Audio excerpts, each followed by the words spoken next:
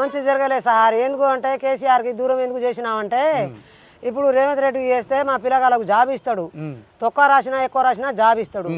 మళ్ళీ ఏం చూసినామంటే 2 లక్ష మాఫీ చేస్తాడు.